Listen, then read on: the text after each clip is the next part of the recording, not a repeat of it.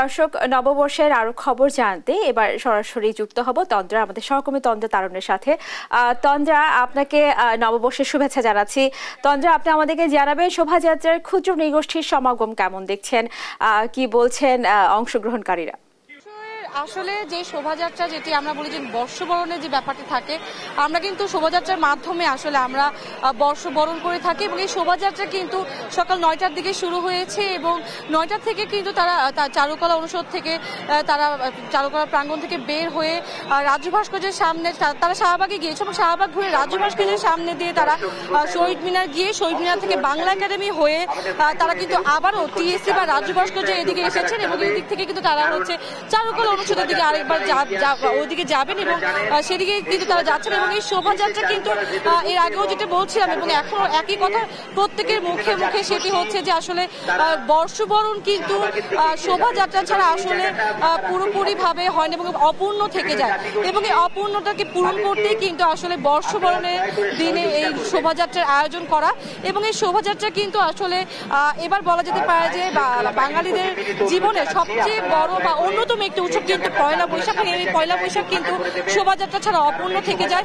ক্যালেন্ডারের পাতা বা নতুন ক্যালেন্ডারের পাতা যদি আমরা বলি যে আমাদের নতুন করে আরো একটা বছরকে আসলে গ্রহণ করা বা আমন্ত্রণ জানানো এবং জীবনে আসলে নতুন করে পয়লা বৈশাখকে আসলে বরণ করে নেওয়ার যে ব্যাপারটি, সেটি কিন্তু আমরা এই বর্ষবরণের মধ্য দিয়ে বা শোভাযাত্রার মধ্য দিয়ে আমরা ফুটে ওঠে এবং সেটি কিন্তু এখন তুলে ধরা হচ্ছে। এবং এবার কিন্তু শোভাযাত্রায় 28টি জাতিগোষ্ঠী এবার তারা অংশগ্রহণ করেছে এবং এখানে হচ্ছে 28টি জাতিগোষ্ঠীর মধ্যে রাখাইন, গারো, চাকমা, মারমা, খাসিয়া সম্প্রদায় সহ আরো অনেক অন্যান্য সম্প্রদায় রয়েছেন এবং তারা এবার এখানে অংশগ্রহণ করেছেন। এবং এবারের শোভাযাত্রা কিঞ্চিতও বলা যেতে পারে যে অন্যান্য বারের তুলনায় কিন্তু অনেকটাই ভিন্ন আসলে। এবং সবচেয়ে বড় কথা হচ্ছে আমাদের আসলে স্বাধীন রাষ্ট্র পাওয়ার পরে এই প্রথম আমাদের আসলে বর্ষবরণ উৎসব এবং সেই উৎসবেরই কিন্তু শোভাযাত্রা হচ্ছে একটি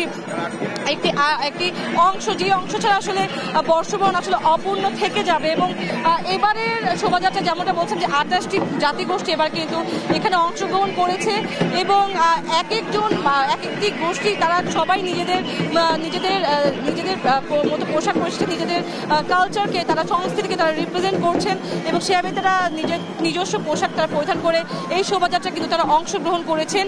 এবং এছাড়াও কিন্তু এখানে সাধারণ জনগণ যদি আমি বলি, তারাও কিন্তু এখানে আছেন এবং সবাই মিলে আসলে এই শোভাযাত্রার মাধ্যমে নতুন বর্ষকে আসলে তারা বরণ করে নিচ্ছেন।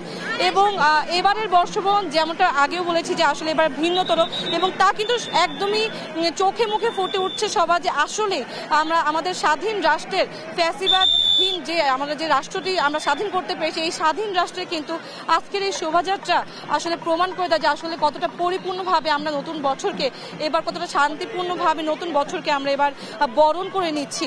এবং এই বরণের সাথে সংহতি রেখে কিন্তু যদি বলি যে আসলে এখানে এত মানুষ সবাই আসলে একত্রিত হয়েছেন এবং একত্রিত হয়ে আসলে নববর্ষকে উদযাপন করছেন।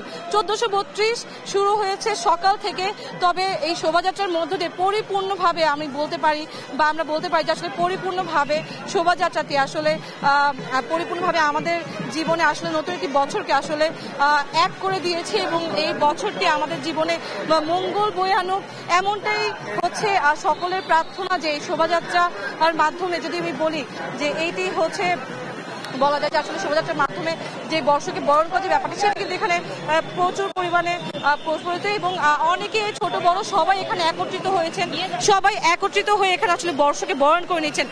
যদি একটু কথা বলি ভাইয়া, এবারে বর্ষবরণটা কতটুকু অন্যরকম এনজয় করছে? এইবারের বর্ষবরণটা অবশ্যই এনজয়েবল, কারণ এখানে যে আমি নিজে ফার্স্ট টাইম এসেছি এই মঙ্গল শোভাযাত্রায়।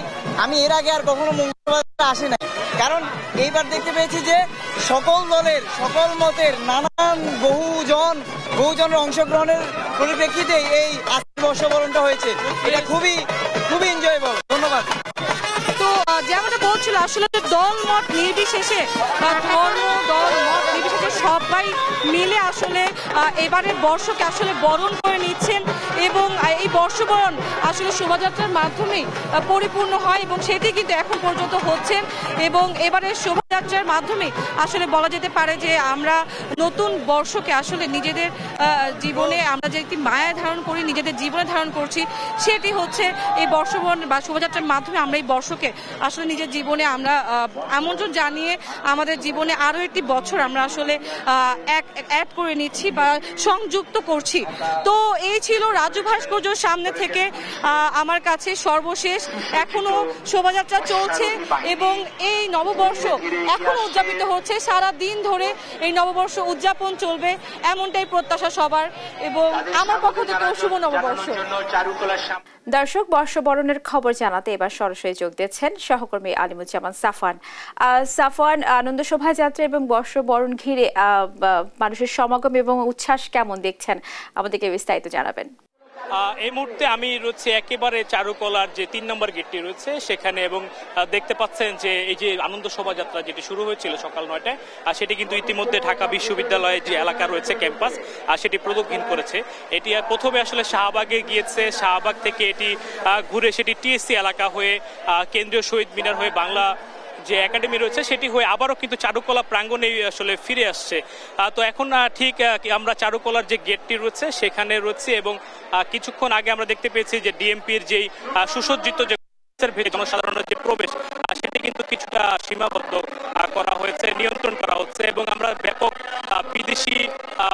বিদেশি আসলে দর্শনার্থীদের উপস্থিতি আমরা দেখতে পেয়েছি। অনেক বিদেশিরা এই আনন্দ শোভাযাত্রায় আসলে অংশগ্রহণ করেছে, তাদের একটি নিরাপত্তার বিষয় রয়েছে। এছাড়া অন্য যে কোনো হুমকি এড়াতে কিন্তু পুলিশকে আমরা দেখতে পাচ্ছি যে ব্যাপক আসলে তৎপর রয়েছে এবং গোয়েন্দা নজরদারিও কিন্তু আমরা লক্ষ্য করতে পেরেছি সেটি কিন্তু আবার পুনরায় চারুকলার ভেতরে আসলে নিয়ে যাওয়া হবে।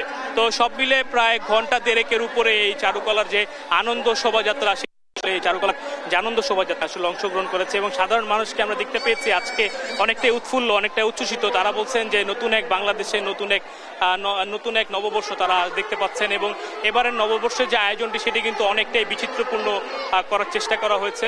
আয়োজক কমিটি থেকে সব বরাবরই আসলে বলা হয়েছিল যে আসলে এবার বিশ্বের কাছে একটি ভিন্ন ধরনের মেসেজ তারা আসলে পৌঁছে দিতে চান। বাঙালি জাতির মধ্যে যে ঐক্য রয়েছে সেটির নিদর্শন তারা রাখতে চান এবং বিগত বেশ কয়েক বছর যে বাংলাদেশে যে একটি ফ্যাসিস্টের রাজত্ব কায়েম হয়েছিল সেটি যে নির্মূল করা গেছে জুলাই অভ্যুত্থানের মধ্য দিয়ে, যে ২০২৪ সালে যে নতুন যে বাংলাদেশে আবার স্বাধীনতা অর্জন করেছে এমনটাই কিন্তু তার তরুণ প্রজন্ম বিশ্বাস করে, সেটির কিন্তু চিহ্ন কিন্তু আমরা এখানে দেখতে পাচ্ছি।